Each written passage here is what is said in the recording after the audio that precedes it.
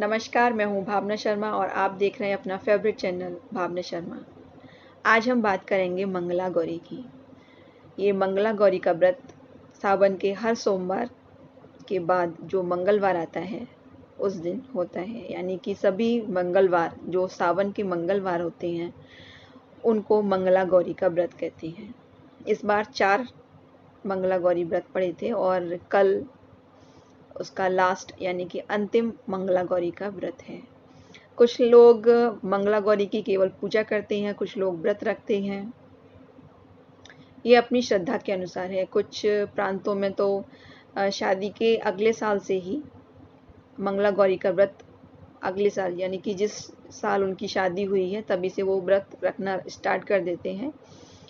किसी-किसी के यहाँ 1 साल रखा जाता है, किसी के यहाँ 5 साल रखा जाता है। कोई 16 जैसे सोमवार रखते हैं, ऐसे ही 16 मंगलवार रखते हैं, लेकिन सावन से स्टार्ट करते हैं।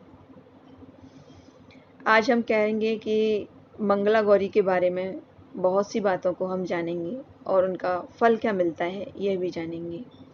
तो शुरू करते हैं मंगला गौरी की कथा। एक देश में एक राजा रहता था।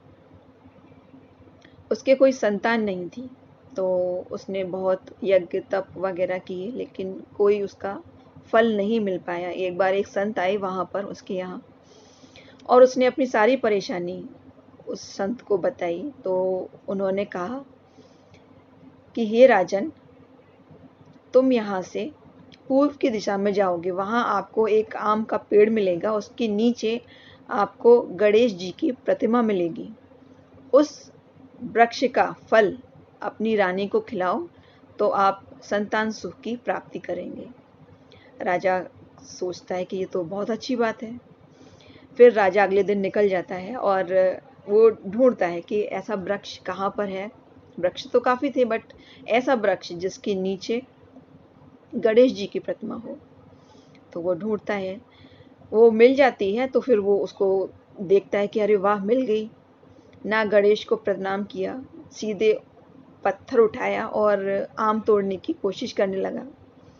2-4 पत्थर मारे, आम भी टूट गए और उसमें से एक पत्थर जाके जो गणेश जी की मूर्ति लगी हुई थी, उनको भी लग गई। यानी कि जो मूर्ति थी वो खंडित हो गई, टूट गई। तब गणेश जी ने रुष्ट होके उसको श्राप दिया कि तेरा पुत्र तो होगा, लेकिन वो 21 साल के बाद जिंदा नहीं रहेगा, यानी कि उसकी मृत्यु हो जाएगी। अब यह सुन के राजा बहुत परेशान हुआ कि क्या करे। लेकिन ये बात उसने किसी को नहीं बताई, ना ही अपनी रानी को बताई। लेकिन जाके अपना जो जो वहाँ से जो आम लेकर आया था वो रानी को दे दिया। रानी ने खा लिया और कुछ समय बाद उनको एक संतान सुख की प्राप्ति हुई। अब धीरे-धीरे जब बच्चा बड़ा हो रहा था तो जो राजा था उसको चिंता सताई जा रही थी कि क्या करूँगा मैं कि जो मेरे बच्चे के ऊपर जो कष्ट आया है, जो उसको श्राप लगा है, उसका निवारण कैसे मिले। एक दिन वो दोनों घूमते-घूमते एक तालाब के किनारे पहुँचे। वहाँ पर 2 सहेलियाँ पानी भरने आई थीं, जिसमें से एक का नाम मंगला और एक का नाम गौरी था। दोनों सखी बातें कर रही थीं और एक दूसरे को बता रही थीं। जो गौरी थी वो बता रही थी कि मैंने मंगलवार का व्रत रखा है और इससे मेरे लिए सुयोग वर मुझे प्राप्त होगा अगले साल से, तू भी स्टार्ट कर दे। जो अपनी सखी को बता रही थी नॉर्मली।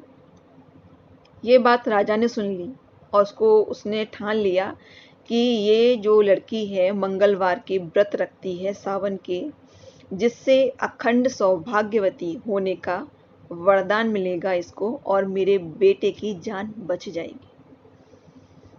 राजा था, अब राजा को कोई क्या मना करता कि मेरी बेटी से शादी मत करो। धीरे-धीरे राजा उसके पीछे चलने लगा, उसके घर पहुंचा और उसकी बेटी का हाथ मांगा। दोनों की, लड़के और लड़की की शादी हो गई। फिर जो राजा था वो बताता है अपनी बीवी को कि रानी को कि ऐसे-ऐसी बात थी। ये बात जो थी वो जो बहू थी, जो गौरी थी, वो सुन लेती है और सोचती है कि हे भगवान, अब मैं क्या करूँगी। मेरे पति को तो ये श्राप है, ना उसको पहले बताया था कि ऐसी बात है। वो लेकिन जब आई थी शादी के पहले से जो मंगला गौरी के व्रत स्टार्ट किए थे उसने जब कवारी थी, लेकिन उसने बाद में भी उनको लगातार करती रही। एक दिन माता गौरी ने प्रसन्न होकर उसको सपने में बताया कि अगली बार जो मंगलवार आएगा उस दिन तेरे पति को सर्फ डसने के लिए आएगा। अगर तू वहां पर एक कटोरी मीठा दूध रख दे और एक घड़ा रख दे, तो सर्फ जो है वो पानी, वो जो दूध रखा है उसको पी के उस घड़े में बैठ जाएगा और तू उस घड़े को ऊपर से कपड़े से ढक देना।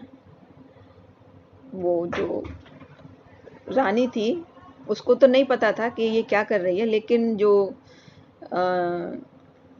गौरी थी उसने ये बात किसी और को ना बताते हुए उसने खुद ठाना कि मैं ये कर लूँगी अकेले, कि भाई सांप आता है तो नॉर्मली लोग डर जाते हैं, बट उसने ऐसा नहीं किया।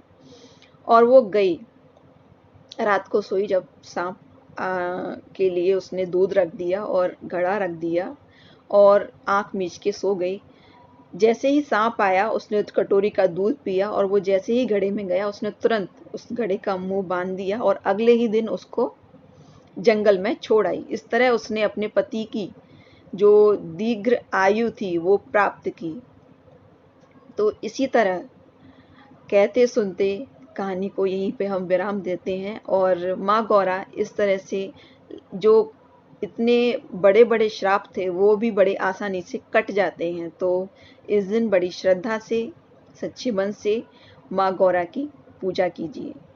एक बात और बताना चाहूँगी, जो मैं अगली वीडियो बनाऊंगी उसमें मैं बताऊंगी कि इसकी पूजा विधि क्या है और कैसे करनी चाहिए। तब तक के लिए नमस्कार।